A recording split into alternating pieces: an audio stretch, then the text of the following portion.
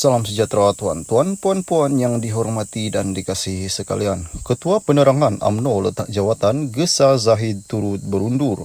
Naib Presiden UMNO Sharil Hamdan antara pemimpin terbaru dalam parti itu yang menyertai gesaan agar presidennya yang juga pengurus CBN, Ahmad Zahid Hamidi meletakkan jawatan susulan kekalahan teruk gabungan itu pada PRU semalam.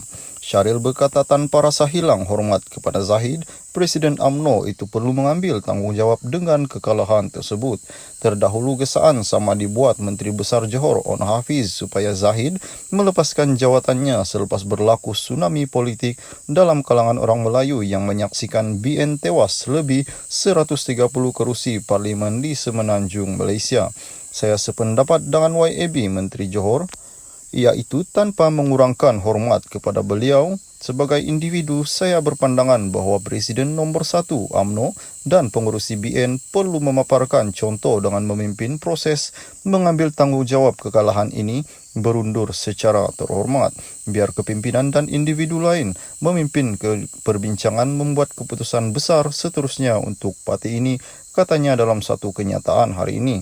Dalam pada itu, Sharil yang tewas di kerusi Parlimen Alor Gajah turut mengumumkan peletakan jawatannya selaku Ketua Penerangan UMNO. Atas semangat kolektif responsibility itu, saya juga meletakkan jawatan selaku Ketua Penerangan UMNO Malaysia. Saya menghargai peluang yang saya telah diberikan dan tidak akan melupakannya, katanya. BN di bawah kepimpinan Ahmad Zahid mencipta sejarah paling buruk dalam PRU apabila gabungan itu hanya meraih kemenangan 30 kerusi parlimen pada 221 kerusi parlimen yang dipertandingkan semalam. PH memperoleh bilangan kerusi parlimen paling banyak iaitu 82 kerusi, diikuti oleh PH sebanyak 73 kerusi parlimen. Keputusan PRU semalam menyaksikan tidak ada mana-mana gabungan yang dapat majoriti muda membentuk kerajaan.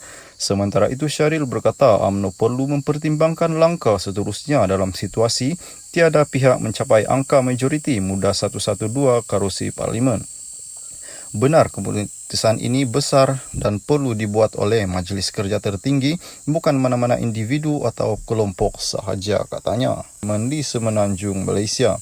Saya sependapat dengan YAB Menteri Johor, iaitu tanpa mengurangkan hormat kepada beliau. Sebagai individu, saya berpandangan bahawa Presiden nombor 1 UMNO dan pengurus CBN perlu memaparkan contoh dengan memimpin proses mengambil tanggungjawab kekalahan ini berundur secara terhormat. Biar kepimpinan dan individu lain memimpin perbincangan membuat keputusan besar seterusnya untuk parti ini, katanya dalam satu kenyataan hari ini. Dalam pada itu, Sharil yang tewas di kerusi Parlimen Alor Gajah turut mengumumkan peletakan jawatannya selaku Ketua Penerangan UMNO. Atas semangat kolektif responsibility itu, saya juga meletakkan jawatan selaku Ketua Penerangan UMNO Malaysia. Saya menghargai peluang yang saya telah diberikan dan tidak akan melupakannya, katanya. BN di bawah kepimpinan Ahmad Zahid mencipta sejarah paling buruk dalam PRU apabila gabungan itu hanya meraih kemenangan 30 kerusi parlimen pada 221 kerusi parlimen yang dipertandingkan semalam. PH memperoleh bilangan kerusi parlimen paling banyak iaitu 82 kerusi, diikuti oleh PH sebanyak 73 kerusi parlimen. Keputusan PRU semalam menyaksikan tidak ada mana-mana gabungan yang dapat majoriti muda membentuk kerajaan. Sementara itu, Sharil berkata UMNO perlu mempertimbangkan langkah seterusnya dalam situasi tiada pihak mencapai angka majoriti muda 112 kerusi parlimen. Benar, keputusan ini besar dan perlu dibuat oleh Majlis Kerja Tertinggi, bukan mana-mana individu atau kelompok sahaja, katanya.